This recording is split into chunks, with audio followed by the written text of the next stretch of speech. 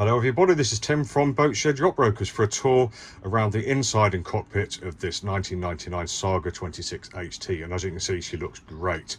At the moment we've got this lovely big cockpit tent put up, but we've got the rear window rolled up, so we've got loads of light and air entering in there, and we've also got the port side rolled up too, which is absolutely lovely. The starboard side, as you can see, is rolled down just to show you what it looks like, but I'd expect loads of shelter in here in inclement weather, and I'm sure you could sit out here and still enjoy yourselves very much. But look at the cockpit. So we've got fantastic access from the jetty.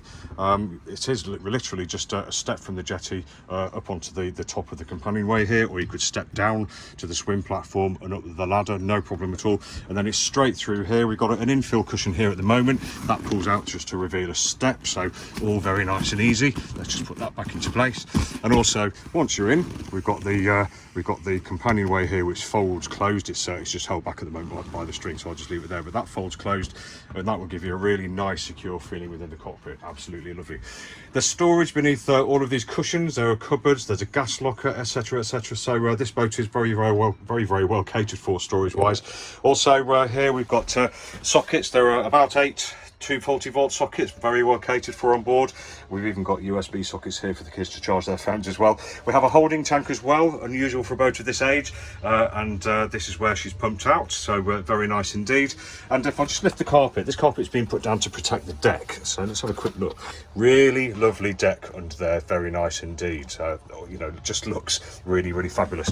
And where I'm standing at the moment, under the carpet here, we've got 2 really nice access covers for access to the engine, the shaft line, the stern drive, etc. And there's plenty of room down there, which is absolutely lovely.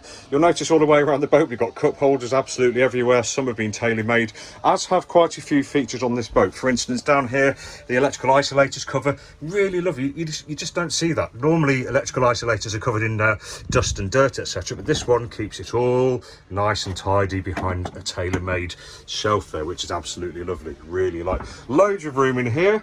You could sit loads of people round here in comfort, I think. And we do have the wood and the cushion infill, which makes this a very palatable double bed area there too. And we do know that recently this particular boat has had the foam taken out and recovered inside and made good for, I should think, a few more years use.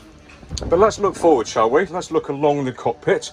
And as you can see, really lovely, open, light, airy, loads of windows, so great for what's keeping at sea. And if we just look up at the deck head, it actually looks like a bit of a feature deck head. Lovely wood. We've got the carpet lining, which matches the carpet on the floor in here. That's actually a replacement hardtop for what was a canvas top up there. The owners elected to have that handmade, tailor-made for the boat, and it just really finishes off this boat and makes us feel like we've got a solid roof on there with the addition of a hatch also. If you wanted to take that off and replace it, or just take it off for whatever reason, 4 dowels, out they come, and off she comes, no problem at all. Now on the starboard side, we've got the small galley unit, really handy. We've got a lifting unit here, so we've got a shelf here that sits down onto a piece of wood underneath. So there we go. We've got a bit of work surface, washing up surface, drying surface, whatever you'd like it to be. Hot and cold running water, nice sink unit there. Let's just close this away, put it away. There we go. We have cupboards underneath with gas valves, etc. underneath. We've got storage underneath. Underneath the cooker here, we've got a grill, very handy, and also on top, obviously, we've got the gas twin burner unit for cooking and making hot drinks, etc, etc. So there we go. Very nice indeed, and everything you pretty much need on a boat like this. I'll just hop over to the port side here. So at the front of the seating, just behind this protective cushion, we've got a nice microwave, bit of work surface on top as well with a kettle, etc. And that's just hidden away neatly there, just to make sure it's not damaged. Very thoughtful owners. We have a fridge beneath the helm seat, the usual kind of yacht motorboat fridge with a small freezer compartment in it. And if we just look up now, we're looking at the helm area. Really comfy looking seats. We've got the handles that come back right out of the way, very good. Stowage for charts, etc. on the starboard side, and then coming up to the instrument console, as you can see, nice wheel steering. We've got some additional gauges here. We've got the engine temperature gauge, we've got the fuel contents gauge, We've got the engine control, so we've got the switch panel here, keyholes, etc., tachometer, the VHF radio, not a DSC affair, I don't think, so that's something we might want to update. And then behind here we've got the speed, the depth, etc., etc. Behind the wheel, as you can see, we've got bow thruster controls, really lovely, very handy on a boat like this. And we've got the anchor windlass up and down switch here, and we've also got the deck switches forward by the actual windlass itself, so you can control from the foredeck or in here with ease. Single throttle because we have one engine obviously, and then up here we've got a really lovely expensive looking Ray Marine quantum unit. So this is a touchscreen affair, and that will give you charts, that will give you radar, etc., on a really nice, clean and sharp display. And then behind the throttle here we've got the electrics panel, everything you need up there. We've got the compass, and we've got the small, what I would call a small chart area, so there's somewhere there to put a paper chart if you're still using paper charts, which many people aren't, but it's there anyway in case you want any quick references, any marina guides, any pilot guides, etc. Now if we look down, you can see we've got a cup holder, and if we look to the left you can see we've got more cup holders. These I believe are all recent additions and tailor-made by somebody very proud of their woodwork, and it really does mean that you've got those creature comforts at home here. Absolutely fantastic.